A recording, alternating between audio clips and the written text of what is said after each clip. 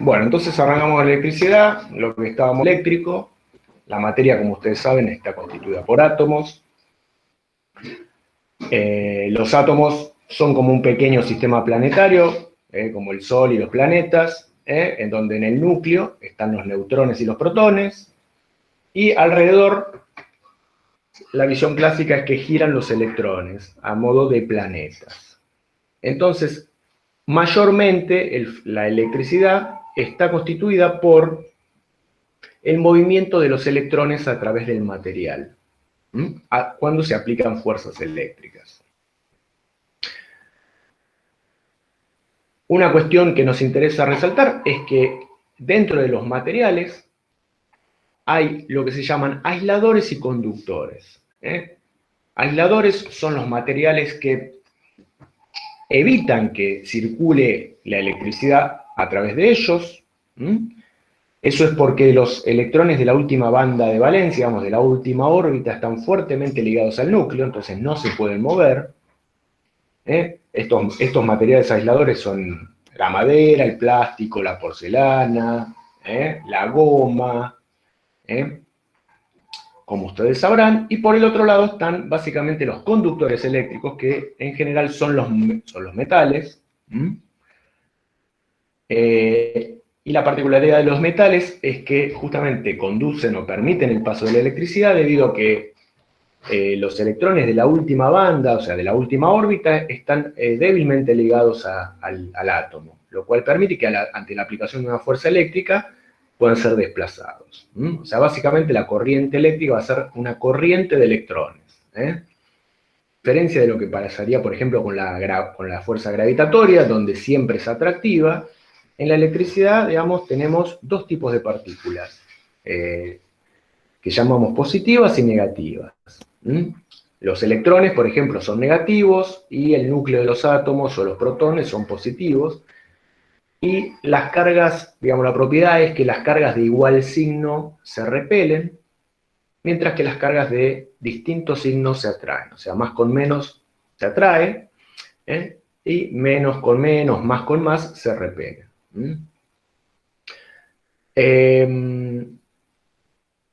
Digamos, dentro del sistema internacional, lo de MKS, la carga eléctrica la denominamos como coulombio, y un coulomb básicamente es la cantidad de electrones. Un coulomb equivale a una cantidad muy grande de electrones, o sea, 6,2 por 10 a la 18 electrones. O sea, 6,2 seguidos por 18 ceros. O sea, son muchísimos electrones, un coulomb, que son las medidas naturales o convencionales que estamos acostumbrados a manejar. Vamos a definir lo que es el potencial eléctrico brevemente. El potencial eléctrico es lo que ustedes conocerán de la vida cotidiana porque se mide en volts o voltio, y es el trabajo por unidad de carga eléctrica. Acá L viene de trabajo, Q es la carga. A lo que nos importa a nosotros es que el voltaje o el potencial eléctrico es el motor de las cargas eléctricas. Eso es lo único que nos interesa por ahora concentrarnos acá.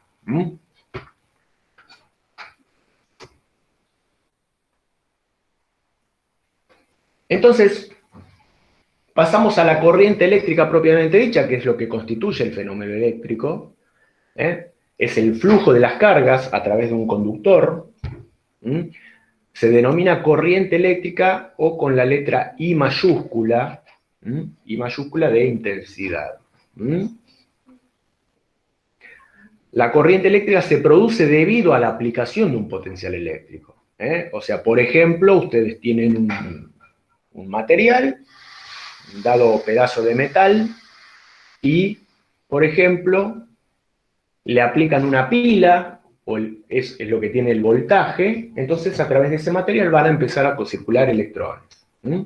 Entonces, la corriente eléctrica es una consecuencia de aplicar un voltaje a un material conductor. La corriente la definimos como la carga sobre el tiempo, o sea, la carga que era Coulomb sobre tiempo. Sería como una especie de flujo. Así como el caudal de agua son metros cúbicos por segundo, acá son coulomb por segundo que pasan a lo largo de un punto del cable. Acá tenemos un esquema de cómo es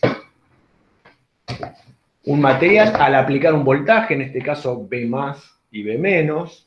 Es como si estuviéramos aplicando los dos polos de una batería a un dado material. Entonces va a circular un flujo de cargas eléctricas que constituyen a la corriente.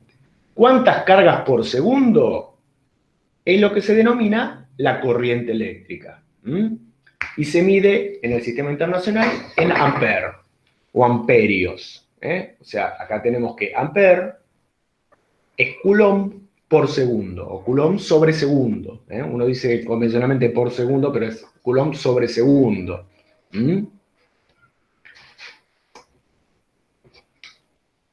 Ahora, ¿qué pasa? Dentro de un material, cuando las cargas se van moviendo, en realidad las cargas van chocando con los átomos del material. O sea, se produce una cierta resistencia al avance de la carga eléctrica. Es lo que se denomina resistencia eléctrica. Cada material va a tener una diferente resistencia eléctrica de acuerdo al tipo de material. No es lo mismo que sea aluminio, que sea cobre, que sea hierro. Los metales tienen una baja resistencia eléctrica, lo cual permite el paso de la corriente eléctrica. En cambio, la madera, la goma, tienen un valor altísimo de resistencia eléctrica. Básicamente se ve como un electrón se va moviendo dentro del material como si fuera una pelotita que rebota dentro de un pinball. Ustedes conocerán esos juegos de las salas de juegos de juegos electrónicos. Ante la aplicación del campo eléctrico o del voltaje, el electrón se ve atraído hacia el otro extremo, pero va chocando con los átomos, de manera que hay una resistencia eléctrica. El efecto final es que es una resistencia eléctrica. Es el potencial eléctrico. Y debido a que el electrón es negativo, va en sentido opuesto. Si fuera una carga positiva, iría en la dirección del campo eléctrico.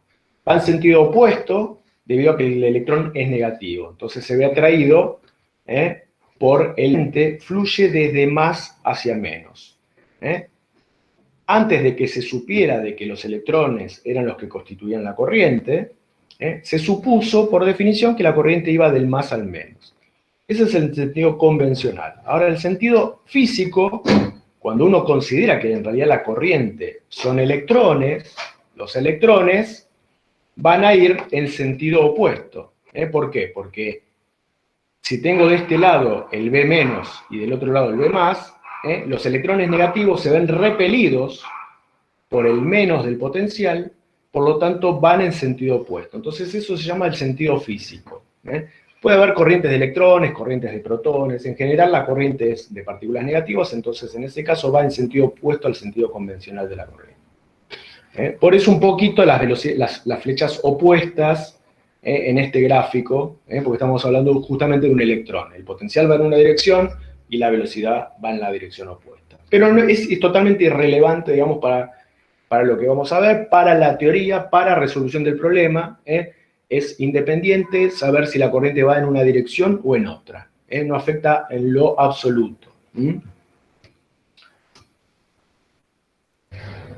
Entonces, ahora nos vamos a concentrar en la ley de Ohm, que básicamente es lo que nos vamos a concentrar con los problemas. Básicamente, la ley de Ohm relaciona el voltaje con la corriente a través de la resistencia. Lo que se llama la ley de Ohm.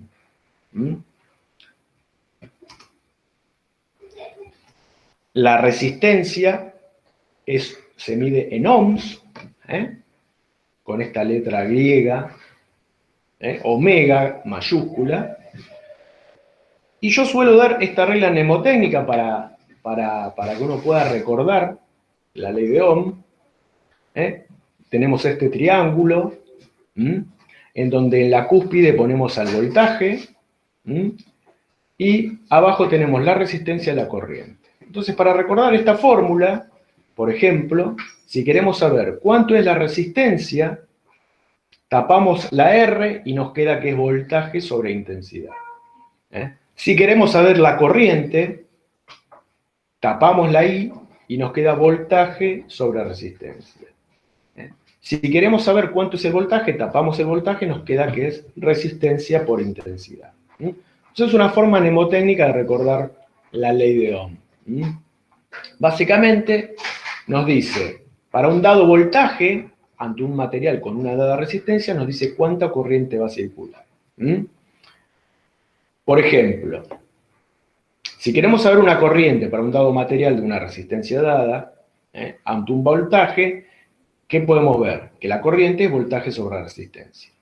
¿Qué pasa? A medida que aumentamos la resistencia, ¿qué va a pasar? ¿Qué va a pasar con la corriente? ¿Va a aumentar o va a disminuir? Si yo aumento la resistencia del material. Disminuir, va a disminuir. Muy bien, va a disminuir. En un caño, la analogía con un caño de agua, aumentar la resistencia sería achicar el diámetro del caño. En cambio, si yo lo agrando, o sea, si bajo la resistencia eléctrica, va a aumentar la corriente.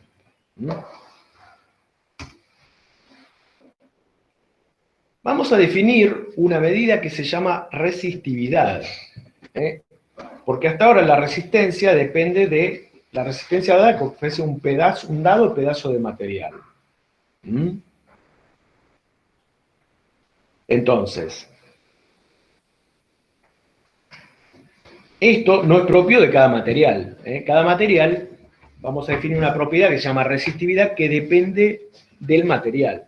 La resistividad se define como la letra ρ, esta letra griega, no es una P, es una letra griega ρ, se escribe RHO, es la resistencia por el área sobre la longitud. Si hacemos al revés y despejamos, la resistencia sería ρ por L sobre área.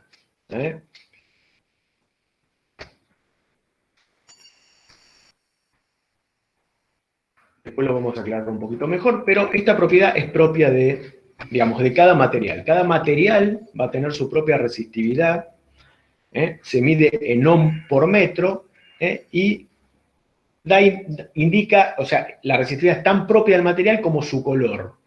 O sea, el aluminio tendrá su resistividad, el hierro tendrá su resistividad, el cobre tendrá su resistividad.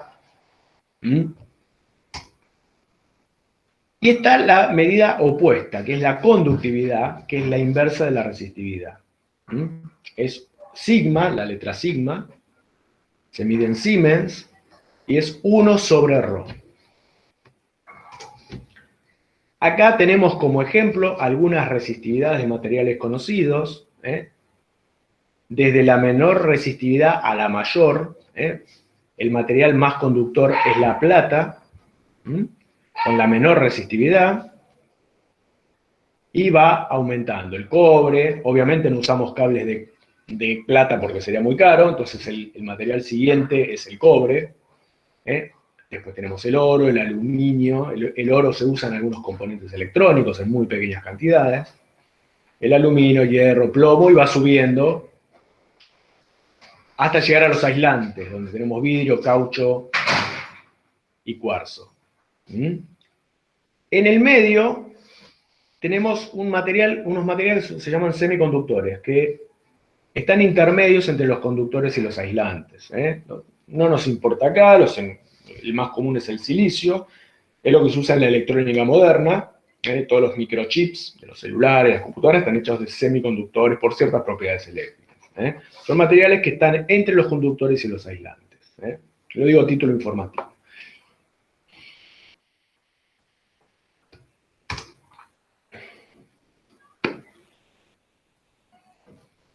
Y lo que podemos decir también es que la resistencia eléctrica también cambia con la temperatura. A medida que disminuimos la temperatura, baja la resistencia y viceversa. Por una cuestión de la vibración de los átomos, cuanto más vibran, más resistencia eléctrica oponen al paso de la corriente. Una pequeña reseña sobre el resistor, que es el componente electrónico que se usa normalmente en los circuitos electrónicos, ¿no? Sin contar lo que hay adentro de los microchips, obviamente, pero ustedes si habrán abierto algún circuito electrónico, se habrán encontrado con componentes con esta apariencia, con banditas de colores. Entonces las banditas de colores en una resistencia indican su valor. Los dos primeros indican el valor y la última barrita de color indica el multiplicador a través de esta tabla de colores. Y el último color suele ser un color dorado, plateado o sin color, que indica la tolerancia, o sea, con qué precisión tenemos ese valor de resistencia. Básicamente los colores siguen el arco iris.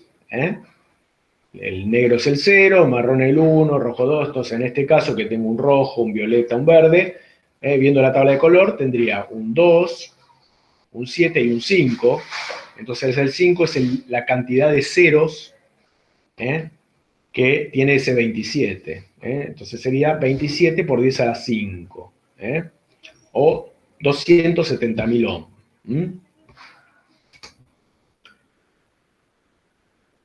Perdón, 2.700.000, o sea, sería 2,7 mega ohm. Mega es millón. Entonces vamos concentrándonos a lo que va a ser la resolución de los problemas y lo que puede llegar a formar parte de lo que les puede llegar a servir a ustedes en su carrera, que es entender los fundamentos de un circuito eléctrico, por ejemplo, de un aire acondicionado, de un sistema de riego, de una bomba. Entonces hay que tener conceptos básicos de lo que es la corriente eléctrica, el voltaje, la potencia, y cómo estos, digamos, están conectados, cómo se calcula el consumo eléctrico. Entonces, por eso nos vamos a concentrar en los circuitos eléctricos. Acá, por ejemplo, tenemos el circuito más básico que podemos tener, que es una batería de una lámpara. Entonces, el borne positivo de la batería se conecta a un extremo de la lámpara con un cable, y del borne negativo al otro extremo, al otro borne de la lámpara. El diagrama esquemático de ese circuito es el que tenemos acá, en donde la batería se representa por este símbolo, una rayita más larga y una más corta. La más larga implica el más, la más corta implica el menos. Esto representaría el interruptor, lo que cierra o abre el circuito, y este zigzag indica el símbolo para la resistencia eléctrica. ¿Por qué? Porque, como habrán visto alguna plancha, una plancha que tiene básicamente una resistencia eléctrica que se calienta, es un bobinado, un ovillo, o digamos, muchas vueltas de conductor, justamente para aumentar el camino que tiene que pasar la corriente. Entonces, en este circuito está indicado el voltaje, que es digamos, la fuerza motriz, la fuerza electromotriz que mueve a los electrones por este circuito, la resistencia, y como consecuencia de ese voltaje y esa resistencia vamos a tener la corriente eléctrica, que va a circular por el circuito como una pista de carreras, ¿no?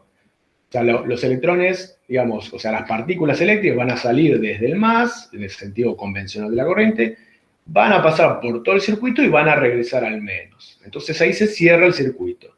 Si yo corto este cable, se abre el circuito y no va a circular más corriente. Es decir, lo que veríamos en la lámpara, una vez que yo abro ese conductor, no se prende más la lámpara.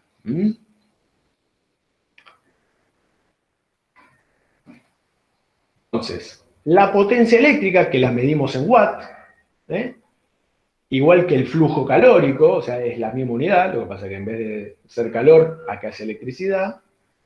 El flujo calórico, o sea, la potencia eléctrica, perdón, se mide en watt, como toda potencia mecánica también, la potencia de un motor, la potencia de un auto, más allá de que se expresa en caballos de fuerza, también se puede expresar en watt o en kilowatt. Del punto de vista eléctrico es la corriente por el voltaje.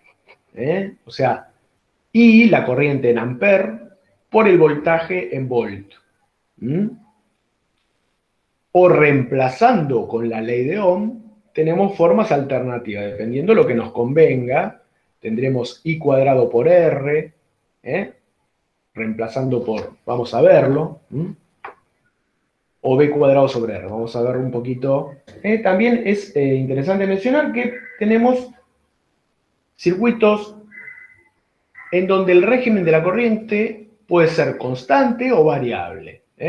Lo que se llama corriente continua o corriente alterna. Circuitos de corriente continua, alguien que continua, cuando ustedes enchufan el celular usa corriente continua. El enchufe tiene corriente alterna, la plancha usa corriente alterna, el lavarropa usa corriente alterna, la heladera usa corriente alterna. Ahora, el celular se carga con corriente continua. La batería del celular es con corriente continua. Entonces, por ejemplo, cuando ustedes enchufan para cargar el celular, tiene como ese famoso cargador, en realidad es un transformador, que lo que hace es reducir el voltaje, o sea, el celular usa 5 volts, entonces ese transformador lo que hace es reducir la corriente, reducir el voltaje, o sea, de los 220 volts, lo reduce a 5 volts, y aparte hace lo que se llama la rectificación de la corriente, o sea, la transforma de alterna en continua. ¿Qué es la corriente alterna? Que la corriente de electrones va y vuelve muchas veces por segundo a lo largo del cable. Cuando ustedes enchufan una lamparita común, una lámpara incandescente, en realidad la corriente está yendo y viniendo 50 veces por segundo. Ustedes no lo ven, pero con ciertos aparatos electrónicos se podría ver. Lo que son los 50 Hz. La corriente está yendo y viniendo 50 veces por segundo. Si ustedes tuvieran un ojo súper rápido, verían que la lamparita se está prendiendo y apagando 50 veces por segundo.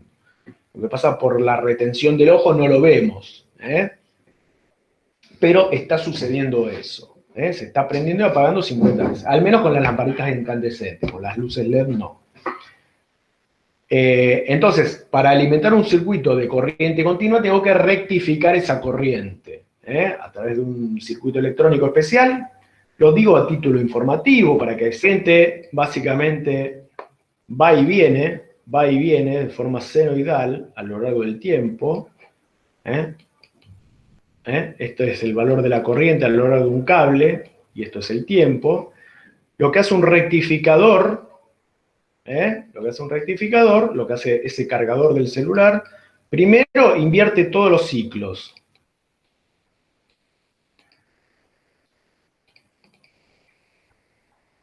Los hace a todos positivos. Y finalmente, a través de un capacitor o algo que almacena energía, hace que cuando sube este ciclo, cuando va a bajar, sigue proveyendo de electricidad, de forma que termino teniendo una corriente prácticamente continua. Eso hace el transformador, o el cargador del celular, el ejemplo más cotidiano que tenemos hoy en día. Entonces, hoy en día hay formas de transformar esa corriente alterna en continua y viceversa. Hay casos en donde tengo que transformar la corriente continua en alterna. Eso sucede, por ejemplo, en el auto. En el auto,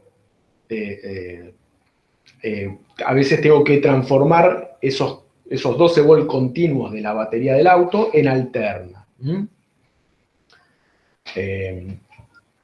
Son todos ejemplos, ¿no?, de este tipo de régimen de corriente, ya sea continuo o alterno. Y también hay otro transitorio que no vamos a entrar acá. Y acá vamos llegando a lo que van a constituir los problemas, que es la asociación de resistencias. Yo puedo, en un circuito, puedo tener que asociar las resistencias en cierta configuración. ¿Para qué? Para lograr una dada función. Obviamente en un circuito electrónico o en un circuito eléctrico no hay solo resistencias. Hay capacitores, hay motores, hay lámparas, hay transistores, diferentes circuitos. Nosotros acá nos vamos a quedar solamente con la asociación de resistencias, pero por ejemplo, en este circuito, donde pusimos dos resistencias que se llama en serie, porque es una tras de otra, o sea, la corriente sale de la batería, pasa por R1 y después pasa por R2. ¿Para qué puedo necesitar poner una cosa así? Bueno, por ejemplo, si yo tengo que alimentar una luz LED, por ejemplo, y no le pongo antes una resistencia, si la resistencia que opone la luz LED es muy baja, voy a tener demasiada corriente y se quema la lámpara. Entonces, yo puedo tener que poner una resistencia antes para controlar la cantidad de corriente que va a pasar por el otro componente. Entonces, por eso es que se ponen resistencias, por ejemplo, en serie. Entonces, en este caso, tendría la batería y dos resistencias en serie. Entonces, ¿el objetivo cuál es? El objetivo es ver, con esta configuración, cuánta corriente va a circular. Es decir, ¿cuál es la resistencia equivalente de estas dos? ¿A qué resistencia equivale poner dos resistencias en paralelo? Por ejemplo, en serie. Por ejemplo, R1, supongamos que el voltaje son 220 volts. Y pongo acá R1 vale 5 ohm y R2 vale 5 ohm. Entonces, ¿cuál es la corriente que va a circular por acá? Bueno, lo que tengo que hallar es la resistencia equivalente. En el caso de las resistencias en serie, es fácil darse cuenta que la resistencia equivalente va a ser la suma de las resistencias. Entonces, si R1 vale 5 ohm y R2 vale 5 ohm, la suma van a ser 10 ohm. Entonces, la batería ve como que hay una sola resistencia, o sea, por la corriente que va a circular, es como que hubiera una sola resistencia, como vemos abajo, se llama resistencia equivalente. Es como si hubiera una sola resistencia de 10 ohm. Por lo tanto, si yo tuviera 220 volts, 220 volts,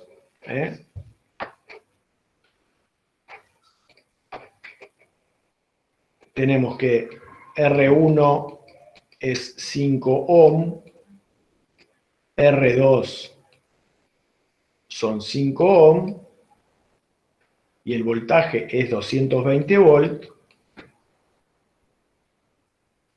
Entonces, para un circuito así, ¿cuál es sería un problema tipo de la guía? ¿Qué corriente va a circular? ¿No? Tengo 220 volts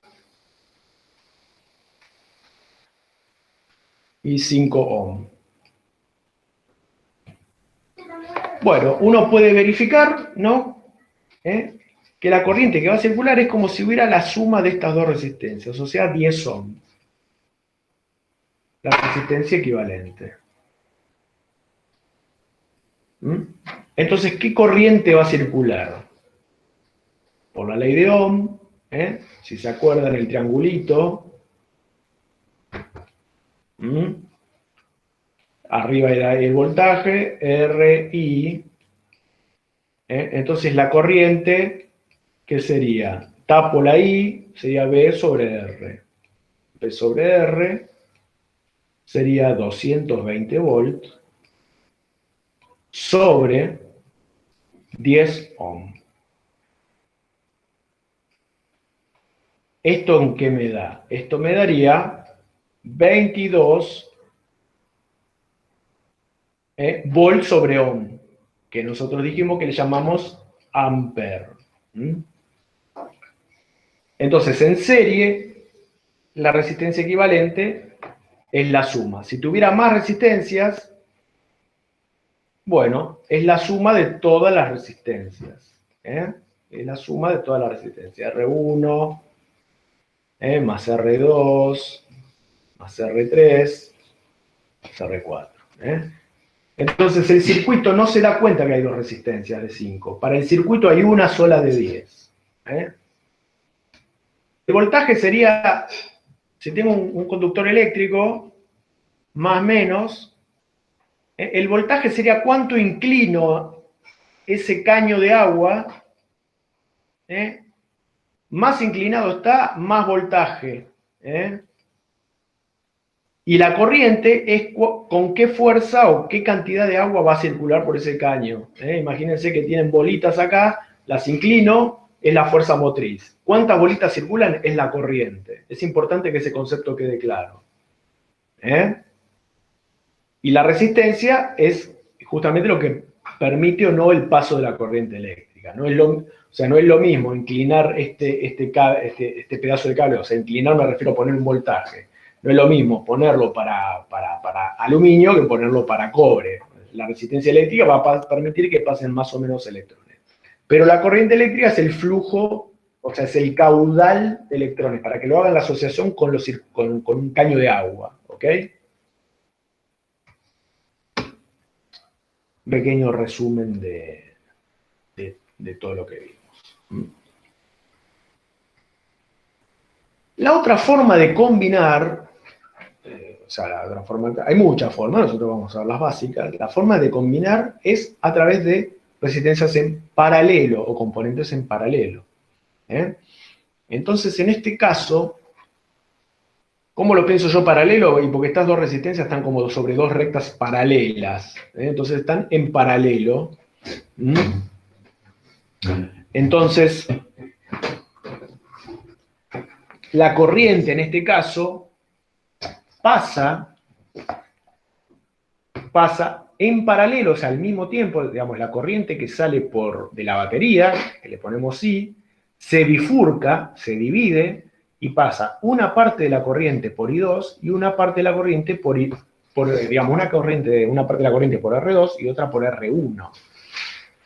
Entonces, fíjense, en este caso, la corriente que está saliendo por la batería es la suma de lo que pasa por la resistencia 2 más lo que pasa por la resistencia 1. O sea, estoy sumando las corrientes.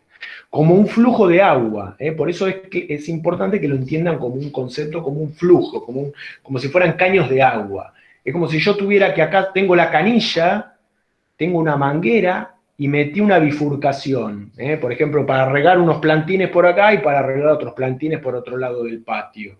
Entonces, la cantidad de agua que sale de la canilla es la suma de lo que pasa por cada manguera. ¿Se entiende eso? Lo que me interesa es que lo entiendan con el sentido común, porque esa es la manera de entenderlo. Discúlpame, ¿podrías repetir? Una canilla, entonces tengo una manguera, y tengo que se bifurca para un lado y se bifurca para el otro, para regar por acá unas plantitas, y por acá otras plantitas. Entonces, la cantidad de agua que sale de la manguera, a todos les queda claro que es la suma de lo que pasa por la manguera 1 más lo que pasa por la manguera 2. Eso queda claro. ¿Sí? Sí. Entonces, en la analogía con un circuito eléctrico, esta bifurcación sería una cosa que pasa por una resistencia y por otra. Entonces, la canilla sería la batería. La batería. Sale de la batería y se bifurca en dos, o en tres, o en todas las cosas que yo necesite. Obviamente, como es un circuito eléctrico, se tiene que volver a cerrar y volver a la batería. Pero acá, la corriente eléctrica la piensan como un caño de agua que se bifurca, de forma que tiene que quedar conceptualmente claro que si acá tengo la corriente 1 y acá tengo la corriente 2 en amper, acá esta corriente es la suma de I1 más I2. O sea, si esto, por ejemplo, es 1 amper, y estos son 2 amper, ¿cuánto va a pasar por acá? A ver. Alguien que me diga. 3 amper es lo que sale de la batería y lo que debe entrar a la batería. ¿Queda claro? Entonces, por otro lado, vamos a tener que el voltaje o sea, el voltaje, lo que yo mido con un voltímetro. Vieron que las baterías tienen 9 volt, 12 volt, 5 volt, o los 220 volt.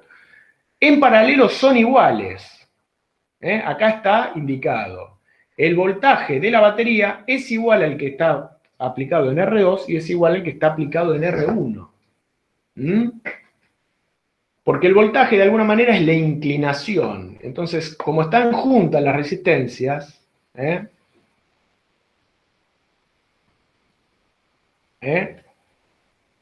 si lo veo al voltaje como inclinación, siempre que estén en paralelo el voltaje tiene que ser el mismo, porque es la inclinación con la que yo muevo los electrones. ¿Se entiende este gráfico con esta inclinación que le estoy dando? No puedo tener dos resistencias en paralelo y que tengan voltajes diferentes. En paralelo siempre es igual. Y aparte tiene algunas diferencias, digamos, tiene utilidades prácticas. Conectar en serie y conectar en paralelo. Imagínense que yo conecto en serie, pongo en la casa, estos son los 220 volt que alimentan a toda la casa, y acá, en vez de conectar una resistencia, pongo un enchufe, donde yo puedo conectar cualquier aparato. Y acá el otro enchufe. Imagínense que los enchufes estuvieran en serie. Entonces está enchufado, no sé, un secador de pelo y una plancha, ¿no? Entonces ustedes en el baño están secándose el pelo, entonces yo terminé de planchar, desenchufé la plancha y a vos se te apagó el secador de pelo. ¿Por qué? Porque pasa todo en serie. Si yo abro el circuito en R2, no pasa nada por R1, ¿se entiende? Entonces, los enchufes en las casas tienen que estar en paralelo.